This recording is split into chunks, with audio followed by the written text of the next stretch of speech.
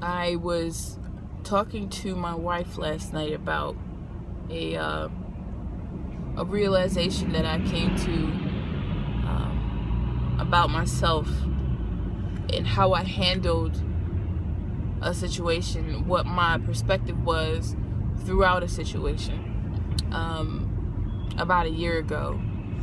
And it took a year for me to get to the point where I was like, wow, I was really blindsided by that. I was blind by how I felt about the situation. And she told me, she said, Michelle, you gotta learn how to separate how you feel from the actual situation. Oh, that was really good feedback, of course.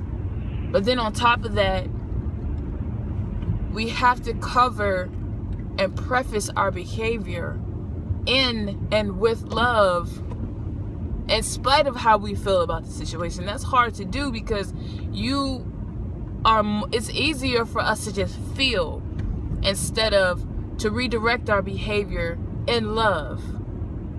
You know, it takes practice, I guess. Well, I'm sure it takes practice. But I was just so disappointed in myself last night when I realized how far off I was.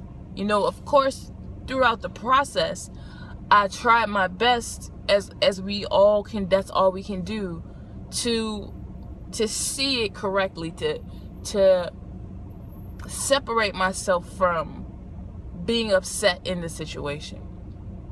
And I was just so overwhelmed with compassion yesterday when I came to the end of it. When I came to the end of that feeling, that situation in my mind of how to put it in a category, I was just overwhelmed with compassion. In Ecclesiastes 7:8, it says, better is the end of a thing than its beginning. And it also says, better is the patient in spirit than the proud. So to me, it says that means it's better to be patient than it is to be right. A lot of us, I know me, I speak for myself, I like to be right. I like to consider myself to be right most of the time in the way I perceive a situation, but I'm not always right. I'm never going to always be right because I don't know the entire story. I don't even know the entire plan that God has for certain people. And I'm sitting up here attaching my own definition of what I think it should be instead of walking in love. That is the remedy. That, yes, Lord, that is the purpose of us all being here.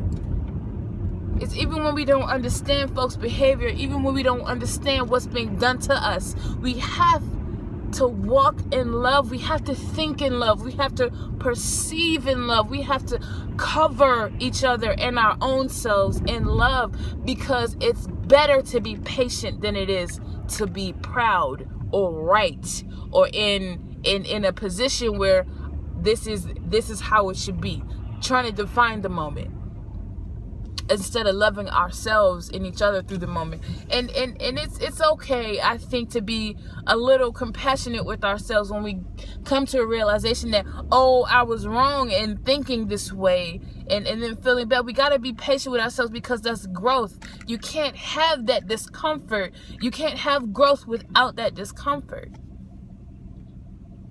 Better is the end of a thing than its beginning. So what's in the middle is what matters. What's in the middle is the most important part of the process, because we've got to make sure that we cover our perception, perspective, and behavior in love.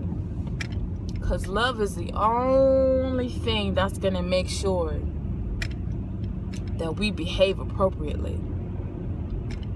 And there's nothing worse than misbehavior after a process, after understanding, after wisdom, after the knowledge of what a situation really was. How embarrassing internally is it for us to realize that I was thinking the wrong way, I behaved the wrong way, and to be ashamed of that. I know that I was. I'm gonna be honest, and let you know that I was ashamed of myself. But now I can be graceful to others and to myself in the future.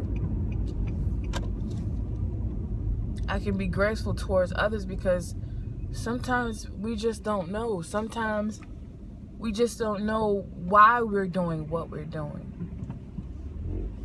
But God knows. Better is the end of a thing than its beginning. I love you guys. Have a good Thanksgiving. Cover your thoughts and your perception in love. Have a good day.